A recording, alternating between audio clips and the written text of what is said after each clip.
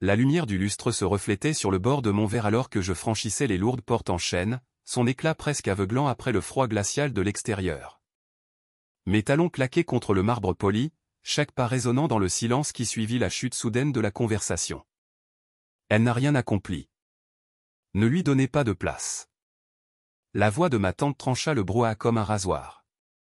Ses lèvres se retroussèrent, ses yeux se plissant au-dessus du bord de sa flûte de champagne. Avant de commencer, laissez un commentaire et dites-nous d'où vous venez et de quelle ville vous regardez nos vidéos. Et après avoir regardé toute la vidéo, n'oubliez pas de nous dire ce que vous feriez dans cette situation. Soyez honnête. Dites-le moi dans les commentaires ci-dessous. Nous lisons chaque commentaire. Commençons. Je me figeai une fraction de seconde, ma main se resserrant sur la pochette que je tenais.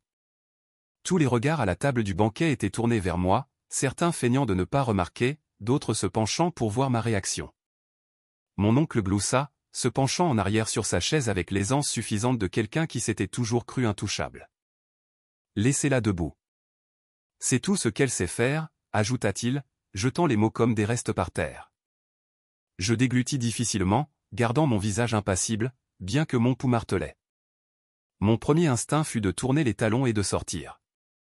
Dans mon esprit, je pouvais déjà entendre les chuchotements dans mon dos, ce qu'ils se murmuraient après mon départ. Je fis un pas en arrière vers la porte, les yeux fixés sur le tapis rouge foncé, quand une chaise racla le sol. Le bruit fut fort, délibéré. Avant que vous ne regrettiez tout cela, gronda la voix de mon grand-père, ferme et autoritaire malgré son âge, laissez-moi parler. Toute la table s'immobilisa. Même le serveur, en plein service, se figea, le vin sombre tremblant au bord du verre. Mon grand-père se leva, sa canne frappant une fois le sol avant qu'il ne la laisse reposer à côté de lui. « Asseyez-vous, dit-il. » Il n'éleva pas la voix, mais l'acier dans sa voix les fit tous obéir. Le sourire narquois de ma tante vacilla. Mon oncle s'agita mal à l'aise, sa main passant de son verre au bord de la table. Les yeux de mon grand-père se fixèrent sur moi, puis balayèrent lentement la pièce comme un projecteur. « Vous pensez la connaître, commença-t-il, mais vous ne savez rien. » Il plongea la main dans la poche intérieure de son costume et en sortit un dossier en cuir usé, du genre qui n'avait pas sa place lors d'une occasion informelle. Mon cœur battait la chamade, confus et las. Je suis resté silencieux pendant des années, dit-il, à vous regarder la juger, vous moquer d'elle et la rejeter. Mais ce soir, je ne le ferai pas. Le poids dans la pièce était presque physique. Même le léger cliquetis provenant de la cuisine à l'arrière semblait s'évanouir dans le néant. Ma tante eut un petit rire, essayant de percer la tension. « Papa, honnêtement, ce n'est pas le moment. » « Silence !» claqua mon grand-père, le son comme un coup de fouet. Sa bouche se referma instantanément. Et puis il ouvrit le dossier. Ce que je vis dans ses mains me coupa le souffle, mais c'est la façon dont ses yeux se plissèrent en regardant les autres qui donna l'impression que la pièce était sur le point d'exploser. L'air semblait plus lourd tandis que mon grand-père posait le dossier à plat sur la table, sa main reposant dessus comme s'il maintenait en place quelque chose de dangereux. La lueur dans ses yeux n'était pas de la colère. C'était quelque chose de plus vif, de contrôlé, de calculé.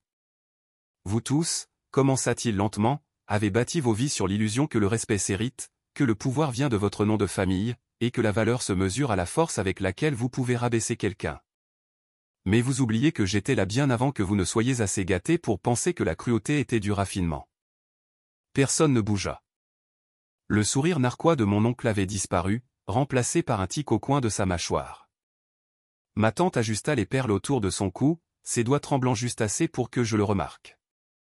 Grand-père souleva le rabat du dossier avec une lenteur délibérée, sortant une petite pile de papier qui semblait usée mais soigneusement conservée. « Vous voulez parler de réussite ?»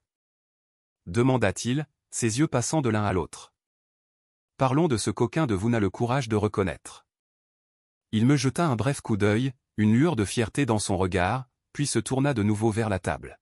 « Elle n'a pas demandé mon aide quand la tempête a frappé il y a 2 ans, dit-il en faisant glisser le premier papier sur la table vers ma tante.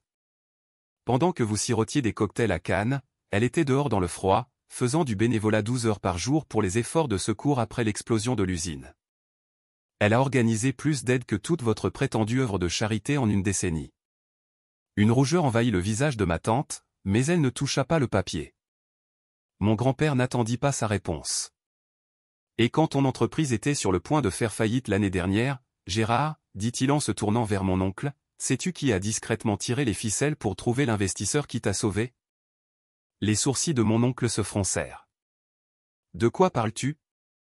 Grand-père fit glisser un autre document, celui-ci tamponné et signé. De rien. Elle a gardé son nom hors de l'accord pour que ta fierté ne soit pas blessée, mais tu la remercies en lui disant de rester debout comme une servante. La gorge de mon oncle se noua tandis qu'il déglutissait, ses yeux se posant sur moi, puis s'en détournant aussi vite. Et voici la partie que vous regretterez le plus, continua mon grand-père, son ton baissant encore plus. Vous avez passé des années à prétendre qu'elle était insignifiante, alors qu'en réalité, il laissa la phrase en suspens, scrutant chaque visage lentement, elle est l'unique héritière légale de la fiducie qui finance l'héritage de cette famille.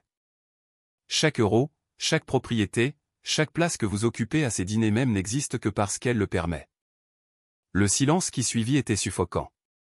Quelque part à l'arrière, un serveur laissa tomber accidentellement une cuillère. Elle cliqueta sur le carrelage, surprenant la moitié de la pièce. Mon cœur battait à tout rompre dans mes oreilles, et je sentais tous les regards se tourner vers moi non plus moqueurs, mais interrogateurs, calculateurs. Mon grand-père s'éloigna de la table, sa canne frappant une fois le marbre. Donc, la question n'est pas de savoir si elle mérite une place. Son regard les balaya comme un jugement final. La question est de savoir si vous méritez de vous asseoir avec elle. Le poids de ces mots s'abattit sur la pièce comme un nuage d'orage prêt à éclater.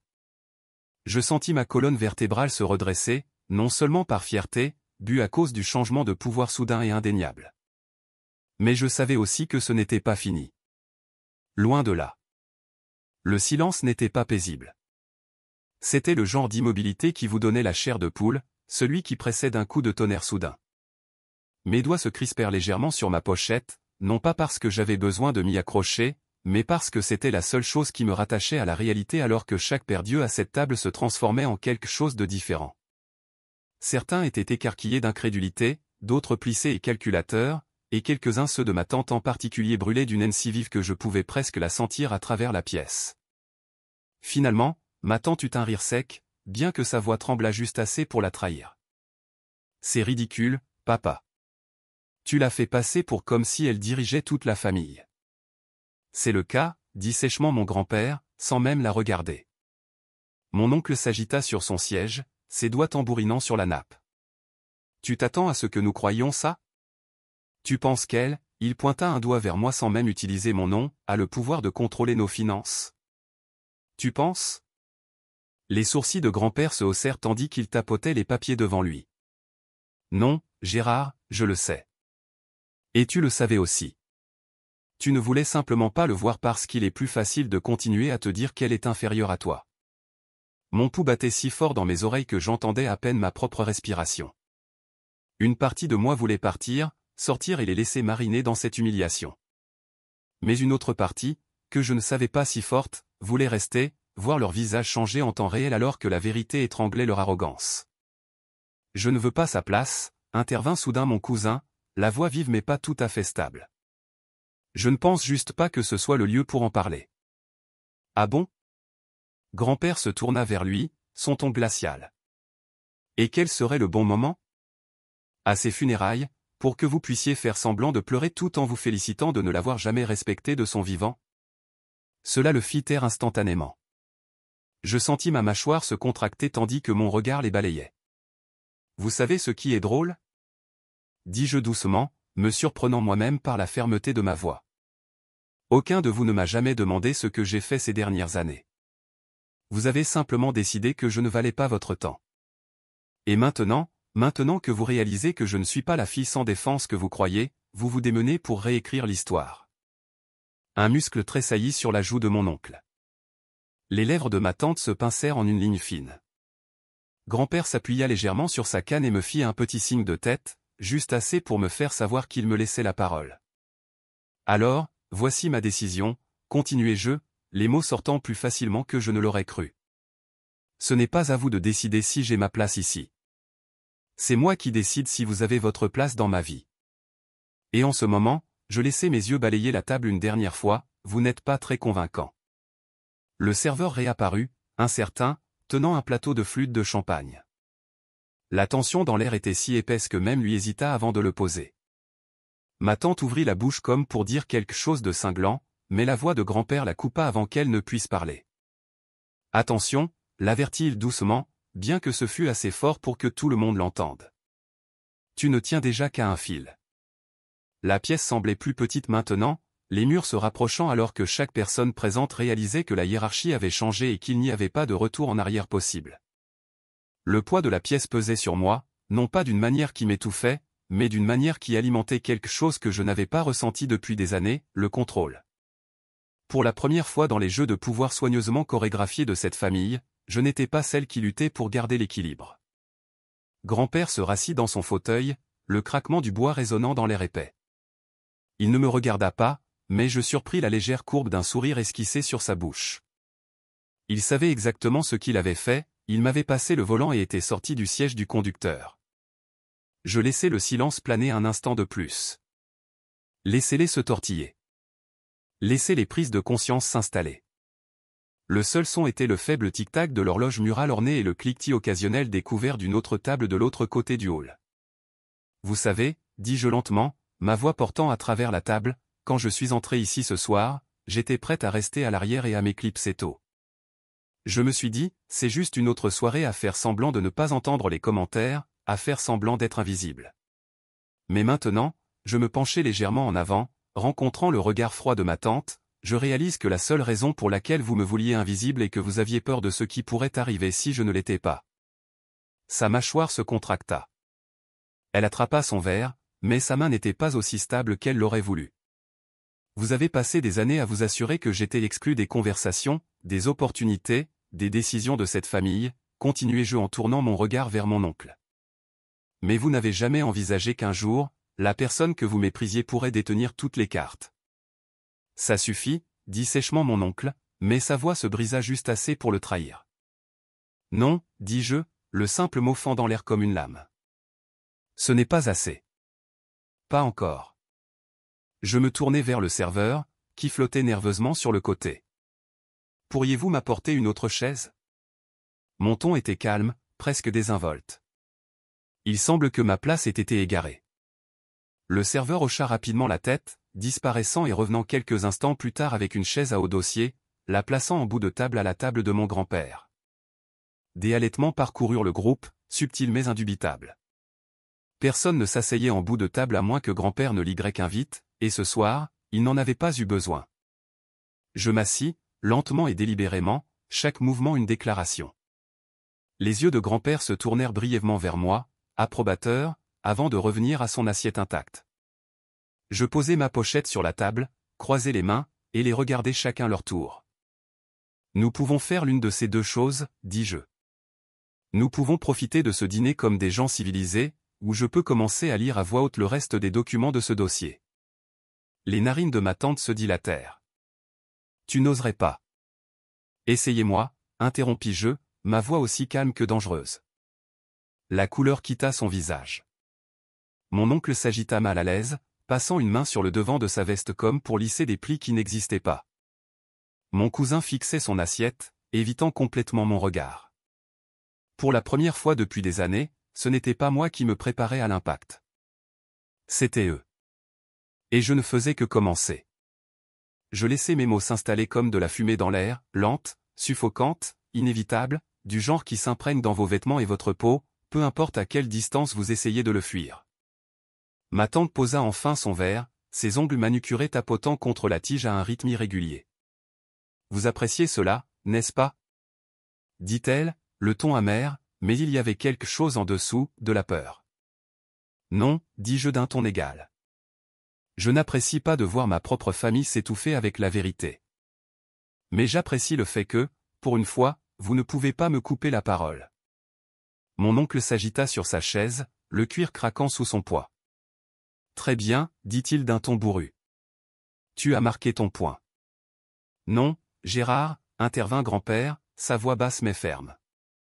Elle est en train de vous remettre à votre place. Toutes ces années, vous avez agi comme si vous étiez les piliers de cette famille alors qu'en réalité, vous vous appuyez sur elle sans même le savoir. Je pouvais sentir le ressentiment bouillir juste sous la surface, mais aucun d'eux n'osait exploser. Cela ne ferait que confirmer tout ce que je venais de dire. J'attrapai le dossier que grand-père avait laissé sur la table, le faisant glisser vers moi. Le cuir était usé et lisse sur les bords, l'odeur de vieux papier s'échappant alors que je l'ouvrais. Je n'avais même pas besoin de regarder à l'intérieur. Son poids suffisait. Il y a une liste ici, dis-je, mon regard balayant la table. C'est une liste de chaque fois que je suis intervenu, chaque fois que j'ai arrangé quelque chose, chaque fois que je me suis assuré discrètement que vous ne perdiez pas ce que vous aviez. Je n'ai jamais demandé de crédit. Je n'ai jamais exigé de remerciement. Mais à partir de cet instant, je fis une pause, laissant les mots en suspens, vous ne prendrez plus jamais mon silence pour de la faiblesse. L'horloge fit tic-tac une fois, 2 fois. Personne ne parla. Ma tante ouvrit la bouche, mais grand-père leva une main, la faisant taire instantanément. Vous avez tous eu votre tour de parole, dit-il. Maintenant, vous allez écouter. Et quand elle aura fini, vous déciderez si vous voulez faire partie de son cercle ou regarder de l'extérieur. Je me penchai en arrière dans le fauteuil, le siège d'honneur, mon siège maintenant, et les regardai chacun comme si je mémorisais leur visage pour la dernière fois. Voici comment ça va se passer. Je ne suis pas ici pour détruire qui que ce soit ce soir, bien que je le pourrais, et vous le savez tous. Mais à partir de maintenant, c'est moi qui décide qui est invité dans ma vie. Cela inclut les affaires, les réunions de famille, et tout accès aux ressources dont vous avez tous si confortablement profité. La couleur quitta le visage de mon cousin. Le regard de mon oncle tomba sur son assiette. La lèvre de ma tante trembla, mais elle serra la mâchoire pour l'immobiliser. Vous m'avez traité comme une étrangère pendant des années, continuai-je, ma voix douce mais portant à travers la pièce. Alors, je vous en donne un avant-goût. Vous regagnerez ma confiance de la même manière que j'ai dû gagner ma place à cette table, même si elle m'appartenait depuis le début. Grand-père hocha la tête en signe d'approbation. Bien dit. Le serveur revint, déposant des assiettes de nourriture fraîche que personne ne toucha. L'odeur d'herbes rôties et de sauce au vin emplit l'air, mais la tension rendait impossible toute dégustation. Je pris mon verre, buvant une lente gorgée, laissant le silence s'étirer. Puis je le reposai, repoussant ma chaise juste assez pour me lever. Le dîner est pour moi ce soir, dis-je simplement, jetant un dernier regard au visage stupéfait. Considérez-le comme le dernier repas gratuit que vous recevez de ma part sans l'avoir mérité.